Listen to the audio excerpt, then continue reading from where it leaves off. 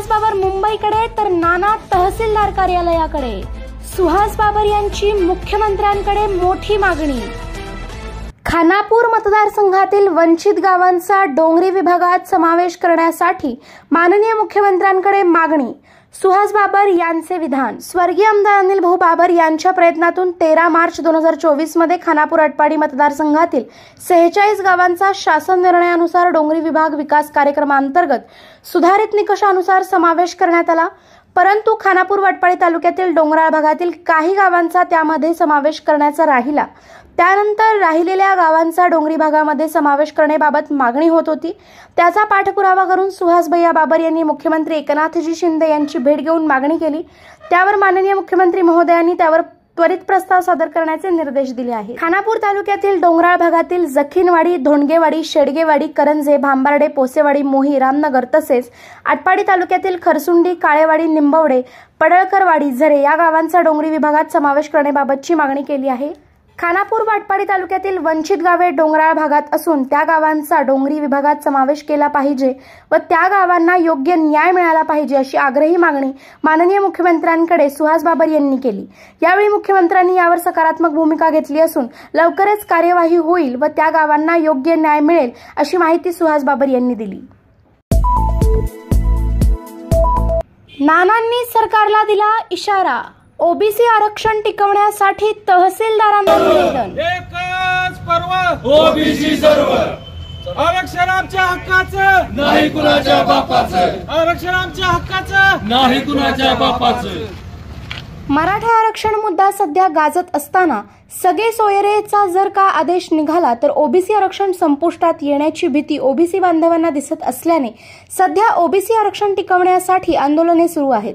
त्यास पाठिंबा देण्यासाठी आज विटा येथे कडेगाव व विटा येथील ओबीसी बांधवांनी तहसीलदारांना निवेदन दिले। यावेळी संग्राम माने, किरण तारळेकर, किशोर डोंबे, बाळासाहेब मेटकरी, अनिल म बाबर, उत्तमराव चोथे, शिवाजी हरगुडे, सुभाष मेटकरी, संजय लकडे यांच्यासह बहुसंख्य ओबीसी बांधव उपस्थित होते। पहा यावेळी कोण काय म्हणाले। ओबीसी समाजाचं आरक्षण वाचवण्यासाठी त्या आरक्षणाला पाठिंबा म्हणून आज कडे उतरले सर्व ओबीसी बांधव गोळा झालेत। त्या सर्व बांधवांचा मी पहिल्यांदा आभार व्यक्त करतो। मी सरकारला सांगू इच्छितो, तुम्ही ओबीसीचं राजकीय आरक्षण, सामाजिक आणि आर्थिक हे सगळे आरक्षण तुम्ही संपवा निघालाय। आता तुम्ही सगळे सोयरेचा कायदा आणायला निघालाय, पण सरकारला सांगू इच्छितो सगळे सोयरेचा तुम्ही कायदा जावा आणचाला जावा, ओबीसीचा राहिलेला उरलेलं सगळं आरक्षण संपून जाणार आहे।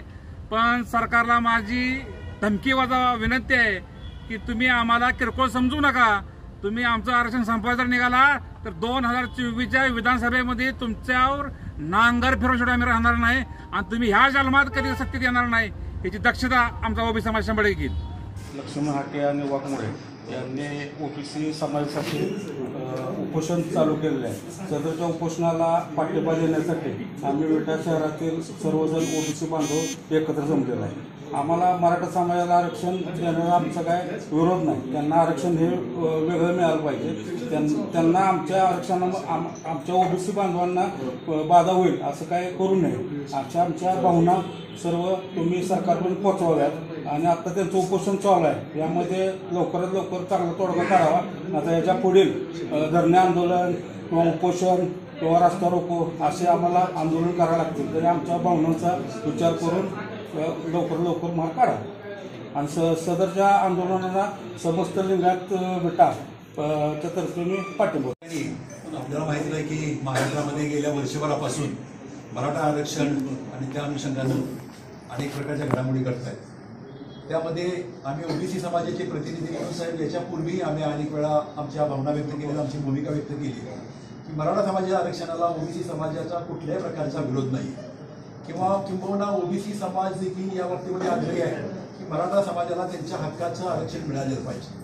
परंतु ते आरक्षण देत असताना ते आरक्षण 50%ची जी आज मर्यादा आहे त्या मर्यादेमुळे मराठा समाजाला स्वतंत्रपणे आरक्षण देता येत नाही अशी तांत्रिक मुद्दा आहे। आणि केंद्र शासनानं त्याच्यामध्ये 50%च्या मर्यादा जी आहे ती कमी करावी, ती काढावी आणि मराठा समाजाला स्वतंत्र आरक्षण द्यावं असं ओबीसी समाजानं गेल्या अनेक महिन्यापासून आणि सर्व समाजातले गोष्टी आणि इतर सर्व समाजातले लोक इथं आलेले आहेत। आणि ओबीसीला आरक्षण जे आहे मराठा समाजाला द्यायचं चाललेलं आहे ते आरक्षण त्यांना स्वतंत्र द्यावं.